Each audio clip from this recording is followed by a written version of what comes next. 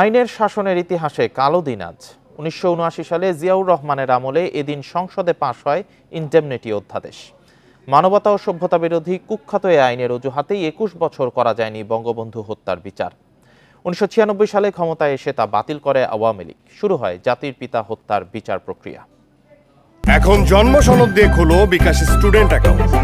নিজের বিকাশ নিজে কর। ১৯৭৫-এর ১৫ই আগস্ট দেশি বিদেশি ষড়যন্ত্রে হাজার বছরের শ্রেষ্ঠ বাঙালি জাতির পিতা বঙ্গবন্ধু শেখ মুজিবুর রহমানকে সপরিবারে হত্যা করে একদল বিপথগামী সেনা সদস্য।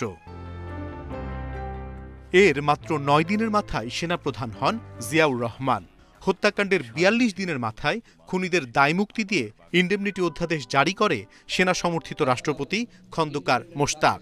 এ অধ্যাদেশে বঙ্গবন্ধু তার পরিবারের সদস্যদের হত্যার বিচারে নিষেধাজ্ঞা দেয়া হয়। ৭৬ সালের ২৯ এপ্রিল আবু সাদাত মোহাম্মদ সাইমের কাছ থেকে প্রধান সামরিক আইন প্রশাসকের দায়িত্ব নিয়ে নেন জিয়া। ১৯৭৭ সালের ২১ এপ্রিল রাষ্ট্রপতিকে পদত্যাগ করতে বাধ্য করে নিজেই হন রাষ্ট্রপতি। ১৯৭৯ সালের ৯ জুলাই জিয়ার আমলেই সংসদে পাশ হয় এই কালো আইন। এখানেই শেষ নয়। ৭৫-এর ১৫ই আগস্ট থেকে ৭৯-র ৯ এপ্রিল পর্যন্ত ইনডেমনিটি অধ্যাদেশ সহ ৪ বছরে সামরিক আইনের আওতায় সব অধ্যাদেশ ঘোষণাকে সংবিধানের ৫ম সংশোধনের মাধ্যমে দেয়া হয় আইনি বৈধতা। আইনজ্ঞরা বলছেন, ৫ম সংশোধনীকে বৈধতা না দিলে জিয়ার আমলেই বঙ্গবন্ধুর খুনিদের বিচার করা যেত।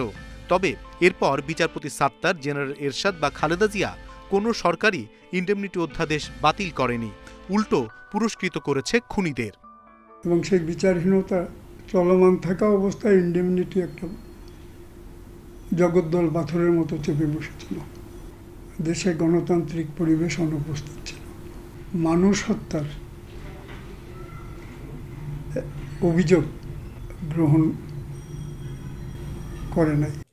ইনডেমনিটি অধ্যাদেশের অজুহাতে ২১ বছর থমকে ছিল আইনের শাসন। ৯৬-এ আওয়ামী লীগ সরকারে এলে বঙ্গবন্ধু হত্যার বিচারের উদ্যোগ নেন প্রধানমন্ত্রী শেখ হাসিনা। সে বছরের ১২ই নভেম্বর তখনকার আইন প্রতিমন্ত্রী Abdul Matin Khasru indemnity repeal act ১৯৯৬ সংসদে উত্থাপন করেন। খুনিদেরকে আশ্রয় এবং প্রশ্রয় দেওয়ার জন্য এই ইনস্ট্রুমেন্ট ইনডেমনিটি অর্ডিন্যান্স তৈরি করা হয়েছিল। মাননীয় স্পিকার, খুন করা একটি অপরাধ এবং এই খুনকে আইন শুদ্ধ করার অপপ্রয়াস তার চেয়েও দ্বিগুণ অপরাধ। মাননীয় স্পিকার, অন্যদিকে এর বিরোধিতা করে হরতাল ও সংসদে অনুপস্থিত থাকে বিএনপি জামায়াত। তবে তা সেই বিল পাশে বাধা তৈরি করতে পারেনি। পরে হাইকোর্ট ও আপিল বিভাগও ইনডেমনিটি অধ্যাদেশ বাতিলের আইনকে বৈধ বলে রায় দেয়। এর পথ ধরেই দায়ের হয় বঙ্গবন্ধু হত্যা মামলা। আইনের আওতায় আসে জাতির পিতার খুনিরা। বিচারহীনতা সংস্কৃতি থেকে বেরিয়ে আসে বাংলাদেশ।